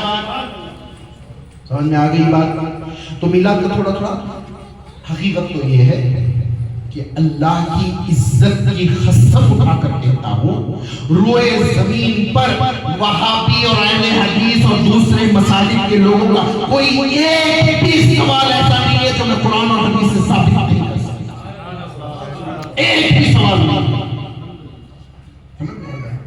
تو میلاد عظیم پروگرام، عظیم پروگرام، سمجھ نہیں؟ شیطان اپنی جب سے پیدا ہوا ہے آج تک یا قیامت تک صرف 2 وقت میں سب سے زیادہ ہو گیا تھا۔ حدیث شریف میں آتا ہے 2 وقت میں سب سے زیادہ ہو گیا تھا، ایک حضور کے میلاد کے دن، دوسرا سورہ فاتحہ جب دوسری مرتبہ بسم اللہ الرحمن الرحیم کے ساتھ نازل ہوئی۔ یہ 2 مرتبہ شیطان سب سے زیادہ رویا تھا۔ تو بولے حضور کی آمد پر کون رویا تھا؟ شیطان رویا تھا، ورنہ سب لوگ خوشیاں منا رہے تھے، سمجھے؟ یہاں تک کہ اللہ تعالیٰ سورہ رحمان میں بتاتا ہے کہ ہم نے 2 دریا ساتھ ساتھ رواں کیے، بیچ میں ایک پردہ ہے، سمجھے؟ اور سورہ رحمان میں مرج البحرین یلتقیان بینہما برزخ لا یبغیان فبأی آلاء ربکما تکذبان، ہے نا؟ کیا ہے؟ ہم نے 2 دریا ساتھ ساتھ روا کر دیے، بیچ میں ایک پردہ ہے۔ یہ پردہ ہونے کی وجہ سے ادھر کا پانی ادھر نہیں آ سکتا، ادھر کا پانی ادھر نہیں جا سکتا، لیکن تم اپنے رب کی کن کن نعمتوں کو جھٹلاؤ گے، یہ بتایا تھا نا؟ لیکن حدیث میں آتا ہے، ابن حجر اسقلانی نے اس حدیث کو صحیح کہا اور جلال الدین سیوطی نے اس حدیث کو روایت کیا ہے کہ ادھر کی مچھلیاں بھی ادھر نہیں جاتی، ادھر کی مچھلیاں بھی ادھر نہیں آتی ہیں۔ سمجھے بات؟ پوری کائنات جب سے بنی ہے، جب سے یہ 2 دریا روا ہوئے ہیں، نہ ادھر کا پانی اس میں گیا، نہ ادھر کا پانی ادھر آیا، نہ ادھر کی مچھلیاں ادھر گئیں، نہ ادھر کی مچھلیاں ادھر گئیں۔ لیکن جب حضور مکے میں 12 ربیع الاول کو تشریف لائے تو ادھر کی مچھلیاں ادھر چلی گئیں، ادھر کی مچھلیاں ادھر چلی گئیں، صرف اور صرف ایک دوسرے کو خوشخبری دینے کے لیے اور مبارکباد دینے کے لیے۔ یہ حدیث سے ثابت ہے۔ سبحان اللہ، سبحان اللہ، ارے دریا کی مچھلیاں میلاد منائیں، سبحان اللہ، سبحان اللہ، ہلچل کریں، بارڈر کراس کرتے، اپنی حد پر چھلانگ دے، اپنی حدود سے باہر نکل کر خوشی میں آ کر اپنی حدوں کو چھلانگ دے۔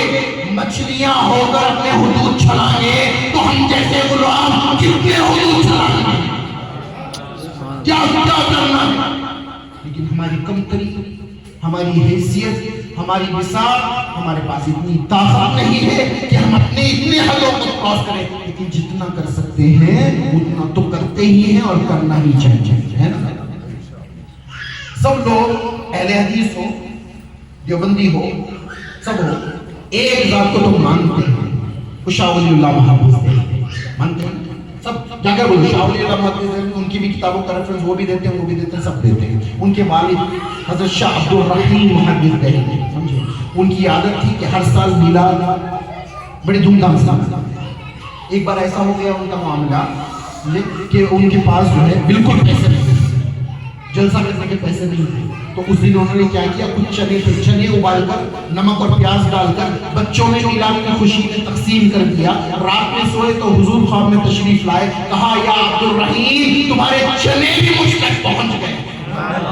اور یہ روایت کرنے والے خود عبد الرحیم ہے اور اس کو نقل کیا شاہ ولی اللہ محدث دہلوی نے۔ تو محدث نے حضور کی بات بتا دی کہ میلاد کرنے سے حضور خوش ہوتے ہیں، حضور اس لیے خوش ہوتے ہیں کیونکہ اللہ خوش ہوتا ہے، تو ہمیں میلاد منانا ہی چاہیے، ٹھیک ہے؟ تو مختصر کچھ باتیں میں نے میلاد کے تعلق سے عرض کر دی، لیکن یہ میلاد منانا اس لیے ہے کہ کچھ نصیحت ہم حاصل کر لیں، حضور کے پیغام سن لیں، سنتوں پر عمل کر لیں، حضور کی محبت کو ہمارے دل میں بڑھا لیں، سمجھے؟ اور حضور نے جو کچھ کہا ہے اس پر عمل کر لیں۔ مختصر دو باتیں عرض کر دوں گا، اس کے بعد میں اپنے بیان کو ختم کروں گا، ٹھیک ہے؟ ہمیں کرنا کیا چاہیے؟ ہم بہت بڑی بڑی چیزیں نہیں کر سکتے. جس طرح سے صحابہ جنگ و جدال میں تشریف لے جاتے ہیں نا، ویسا ہمیں کبھی موقع نہیں ملا. جس طرح کی باتیں ہم کرتے نہیں ملا نا، کہ ہم کیا کر سکتے ہیں وہ بات میں آپ کو بتاتا ہوں اور حضور کی بتائی بات. واقعہ ہے حضرت سر سختی رضی اللہ تعالیٰ. کون ہے یہ؟ کون ہے سر سختی؟ معلوم ہے آپ کو؟ ہاں نہیں. حضرت جنید البغدادی رضی اللہ تعالیٰ عنہ کے پیر و مرشد ہیں. آپ کے چچا بھی ہیں، آپ کے پیر و مرشد بھی ہیں. سر سختی سمجھے، اللہ والے تھے. بہت عجیب حال تھا. ایک مرتبہ اللہ اللہ اللہ کرتے ہوئے چلتے گئے ایسے جنگل بیابان میں پہنچے جہاں پر صرف اندھیرا تھا، پیڑ تھے، پہاڑ تھا، کچھ بھی نہیں تھا. اپنی دھن میں جب جا رہے تھے اچانک پیچھے سے آواز آئی السلام علیکم. مڑ کر دیکھے وعلیکم السلام. اللہ اللہ. پھر بھی کوئی خوف نہیں. ایک آواز، وہ سلام کرنے والا خود سامنے. انہوں نے کہا تو کون ہے؟ نہیں پوچھا. انہوں نے نہیں کہا کہ کون ہے. نہ ڈرے. کیوں؟ کیونکہ اللہ کے اولیاء کو اللہ نے بتا دیا نہ خوف ہے نہ ڈر ہے. تو کسی چیز کا ان کو نہ ڈرتے ہیں، کسی کا خوف کرتے ہیں، ڈرے بھی نہیں، خوف بھی نہیں. اور اللہ کے آدمی اس قدر مشغول تھے کہ اس کو ہی آنا پڑا سامنے. کہا السلام علیکم. وعلیکم السلام. اس کے آنکھوں میں آنسو تھے. اس کے آگے وہ تھا جن. کون تھا؟ جن. اس کی آنکھوں میں آنسو تھے. حضرت نے اس کی طرف دیکھا، پوچھا بھی نہیں کہ تو رو کیوں رہا ہے. کہا تم مجھے جانتے ہو؟ میں نے کہا میں تجھے نہیں جانتا. بولے میں وہ جن ہوں جس نے اپنی آنکھوں سے ظاہری زندگی میں نبی کریم صلی اللہ علیہ وسلم کا دیدار کیا ہے. اور میں وہ جن ہوں جس جنات کی جماعت کے تعلق سے اللہ نے قرآن میں تعریف بیان کی، وہ زمرے میں بھی ہوں. یعنی قرآن میں دو تعریفیں جنات، مسلمان جنات کے تعلق سے اللہ تعالیٰ فرماتا ہے کہ بولے جب ان کے سامنے کلام پڑھا جاتا ہے تو ٹک ٹکی مار کر اس کو سنتے رہتے ہیں، تعجب سے پوری توجہ سے جن سنتے رہتے ہیں. ٹھیک ہے. اللہ نے فرمایا قرآن میں بات آئی ہے. سمجھ نہیں بات؟ یہ قرآن میں بات ہے. تو جب اللہ تعالیٰ ان کی یہ عمل کی تعریف کر رہا تھا، اس جنات کو دیکھ کر تعریف کر رہا تھا، اس میں سے یہ بھی. ٹھیک ہے. حدیث میں جو بات آئی ہے، جب سورہ رحمان نازل ہوئی، فَبِأَيِّ آلَاءِ رَبِّكُمَا تُكَذِّبَانِ، تو جب صحابہ کو حضور نے سنایا تو خاموشی سے سن رہے تھے. تو حضور نے فرمایا ان سے بہتر تو وہ جنات تھے کہ ہر بار ہر جملے پر جو ہے کچھ نہ کچھ بول رہے تھے کہ واقعیتاً ہم ایسے ہی ہم نے ناشکری کی، ہم نے ناشکری کی، یعنی اظہار کیا. تم تو خاموش سن رہے ہو. ان سے بہتر تو وہ جنات تھے. تو وہ جنات میں بھی یہ تھا. سمجھ میں آ رہی؟ تو تعریف والا. تو جیسے کہ باتیں سنی، حضرت سر سختی کا حال بدل گیا. جا کر اس کے ہاتھ چومنے لگے. میں تجھ سے اس لیے نہیں چومتا کہ تو جن ہے، میں اس لیے چومتا ہوں کہ تم نے نبی کو دیکھا ہے، تیری تعریف قرآن اور حدیث میں آئی ہے. بس میرے اوپر احسان کر، کوئی ایک بات مجھے براہ راست اپنے نبی سے اپنی بنفس نفیس سنی ہے وہ مجھے بتا، تاکہ میں بھی ناز کروں کہ میرے اور حضور کے درمیان یہ حدیث میں ایک ہی واسطہ ہے. امام بخاری کی جتنی حدیثیں ہیں کم سے کم 5 واسطے، کم سے کم 5 واسطے، کبھی 7 بھی نہیں. سمجھے؟ 7 واسطوں کے بعد حضور سمجھے بولے مجھے یہ مل جائے گا کہ میرے اور حضور کے درمیان صرف ایک واسطہ ہے. سمجھے؟ تو اس نے کہا میں حضور کے پاس گیا تھا. بولے یا رسول اللہ، میں کیا میں اپنی زندگی کیسے گزاروں کامیابی کے لیے میں کیا کیا؟ تو حضور نے فرمایا تہجد کی نماز پڑھ. کیا کہا؟ تہجد کی نماز پڑھ اور لا الہ الا اللہ کی خدمت کر. لا الہ الا اللہ کی خدمت کر اور جہاں بھی رہے اپنی زبان کو اللہ کے ذکر سے تر رکھ. 3 باتیں کیا فرمائی؟ تہجد کی نماز پڑھ، لا الہ الا اللہ کی خدمت کر، جہاں بھی رہے اللہ کا ذکر کر. ٹھیک ہے. یہ تو ہم آسانی سے کر سکتے ہیں۔ تہجد کی نماز بہت مشکل ہے، بہت مشکل ہے، نہیں نا؟ اگر میں آپ سے کہوں نا کہ رات میں آج روز آپ 10-11 بجے سوتے ہیں، فجر کو اٹھتے ہیں، اور کچھ لوگ ہیں فجر کو نہیں ظہر تک بھی سوتے رہتے ہیں، ٹھیک ہے؟ اگر وہ ظہر تک سونے والے بھی میں کہہ تو آج 2 بجے اٹھ کر 2 رکعت نماز پڑھ لے گا تو میں تجھے 1 لاکھ روپے دوں گا، اور جتنی مرتبہ کرے گا اتنے لاکھ روپے دوں گا، آپ کو کیا لگتا ہے وہ سوئے گا؟ 1 کروڑ دے دوں گا، اور بھی تو سونا کیا اس کو نیند بھی نہیں آئے گی شاید کہ کب وہ گھڑی آئے گی، کب میں 2 رکعت نماز پڑھ لوں، کب میں یہ تو معمولی سی باتیں ہیں، یہ تو معمولی باتیں ہیں۔ مجدد الفسانی امام ربانی شیخ احمد فاروقی سرہندی رحمۃ اللہ تعالی علیہ فرماتے ہیں حضور کا جو امتی تہجد کی نماز پڑھتا ہے اس کو حضور کے مقام محمود میں سے حصہ دیا جاتا ہے۔ سبحان اللہ سبحان اللہ سبحان اللہ۔ مقام محمود کوئی ایسی بات ہے کیا سمجھیں؟ آپ تو سمجھیں ہی نہیں، اتنی معمولی بات نہیں ہے، تو اتنا بڑا صلہ ہے تہجد کی نماز کا۔ دوسرا لا الہ الا اللہ کی خدمت کیا ہے؟ جہاں جاؤ دین کی خدمت کرو، اپنے گھر والوں کو دین سکھاؤ، خود سیکھو تب بھی خدمت ہے، خود دین پر عمل کرو تب بھی خدمت ہے، اپنے اہل و عیال بیوی بچوں کو بھائیوں کو دوستوں کو پڑوسیوں کو جہاں جہاں جاؤ دین کی خدمت کرو، کچھ نہ کچھ دین سکھاؤ، کچھ نہ کچھ تو سکھاؤ، ایک سنت سکھاؤ، ایک دعا سکھاؤ، کچھ تو بولو، سمجھے؟ اور جہاں بھی جاؤ ذکر اللہ کرو، صرف لا الہ الا اللہ کہنا ذکر نہیں، اللہ کی باتیں کسی کے سامنے کرنا بھی اللہ کا ذکر ہے، اللہ کو خاموشی سے بیٹھ کر یاد کرنا بھی اللہ کا ذکر ہے، تو جہاں بھی رہو اللہ کا ذکر کریں، یہ کوئی بہت بڑی بات ہے نہیں نا؟ ہم غفلت میں چلے گئے، کیوں غفلت میں چلے گئے؟ ہمارا سب کچھ آج مال بن گیا ہے، ہمارا سب کچھ مال بن گیا ہے۔ حضور نے فرمایا تمام برائیوں کی جڑ دنیا کی محبت ہے، اور دنیا صرف پیسہ ہے، پیسہ نہیں تو دنیا کچھ بھی نہیں، سمجھے؟ پیسے کی محبت میں ساری برائیاں چھپی ہوئی ہیں، لہٰذا اس سے ہمیں باہر نکلنا ہے۔ ایک اور حدیث بیان کر کر جو ہے میں اپنا بات کو ختم کرتا ہوں۔ نیا دور تھا مدینہ شریف میں، سمجھے؟ بحرین فتح ہوا، بحرین سے بہت زیادہ مال غنیمت آیا، حضور کی بات ہے، ٹھیک ہے؟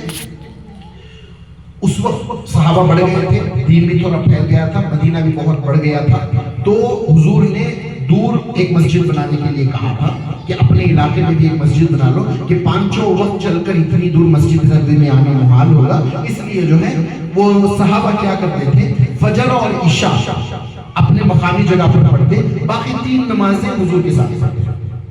باقی 3 نمازیں کس کے ساتھ پڑھتے؟ اگر حضور کے ساتھ پڑھتے تو کیا بار بار آتے جاتے؟ ظہر کو آ جاتے تو کب جاتے؟ مغرب کو جاتے، تو ظہر سے مغرب تک کہاں رہتے؟ حضور کے ساتھ رہتے۔ فجر اور عشاء اپنی جگہ پہ پڑھتے، تو کیا وہ کام نہیں کرتے؟ کام کرتے۔ کب سے کرتے؟ فجر کے بعد سے لے کر ظہر تک ہی کام کرتے، کام نپٹا کر آ جاتے۔ سنت صحابہ یہی ہے کہ رزق کے لیے کام کرنا صحابہ کی سنت صرف اشراق سے لے کر ظہر تک ہے، اس کے علاوہ کام کرنا یہ نہ نبی کی سنت ہے نہ صحابی کی سنت ہے۔ جو چیز نبی اور صحابی سے بالکل ثابت نہیں ہے تم وہ پورا کر رہے ہو، نہ کوئی کسی کو روکنے والا نہ کوئی بولنے والا، اور ہم جو میراث کر رہے ہیں ہر بات حضور اور صحابہ سے ثابت ہے، اس کے باوجود روک رہے ہو، یہ کون سی عقل ہے، یہ کیا بات ہے؟ تو کمانا صرف اتنے وقت کا ہے، 24 گھنٹے کا نہیں ہے۔ تو واقعہ یہ ہوا کہ اس دوران جب بحرین سے مال غنیمت آیا، حضور جب مسجد نبوی میں آئے، دور دراز کے تمام صحابہ اس وقت فجر میں موجود تھے، پورے موجود تھے۔ اب حضور نماز دے کے پوری مسجد بھری ہوئی ہے، وہ بھی آ گئے ہیں جو فجر میں نہیں آتے ہیں۔ پھر حضور نماز پڑھا کر خاموشی سے چپ چاپ، نو کمنٹس نو کوسچن، سیدھے باہر نکل گئے مسجد نبوی کے۔ اب جیسے ہی لوگوں نے دیکھا صحابہ جا رہے ہیں، حضور جا رہے ہیں، لپک پڑے حضور کے سامنے آنے لگے۔ حضور مسکرا دیا زور زور سے، بولے کہ میں جانتا ہوں تم کس لیے آئے ہو، مال غنیمت آیا ہے اس لیے آئے ہو، سمجھے؟ تو بولے رکو میں جا کر ابھی مال غنیمت لا کر تمہیں تقسیم کرتا ہوں۔ حضور نے برا نہیں مانا، مال کے لیے آئے تھے، برا نہیں مانا، حضور مسکرا کر چلے گئے۔ مال غنیمت لا کر جب تقسیم کر رہے تھے، ایک واضح نصیحت فرمائی صحابہ کو، بولے یاد رکھو اس کی محبت دل میں جگہ مت دو. پچھلی امتیں صرف اس لیے تباہ ہوئی تھی کیونکہ مال کی محبت نے ان کو کھا لیا تھا. یہ کس کو حکم ہے؟ ہم لوگ. بولے صحابہ بھی مال کے لیے آئے تھے. ارے وہ صحابہ جو کچھ پاتے تھے سب قربان کرتے تھے. آپ نے کیا سمجھا وہ صحابہ مال غنیمت لینے کے لیے اس لیے آئے تھے کہ وہ مرسیڈیز بینز لے لے, ایک بنگلہ بنا لے؟ ہاں, اس کے لیے مال لینے گئے تھے. بولے وہ حدیث تھے نیکیوں میں مال آئے گا تو صدقہ کر پائیں گے, مال آئے گا تو اللہ کی راہ میں کچھ دے پائیں گے, مال آئے گا تو ہم حج کر پائیں گے. تو مال کی ضرورت نیک کاموں کے لیے تھی. صحابہ کا مال لینا بھی اللہ کے لیے.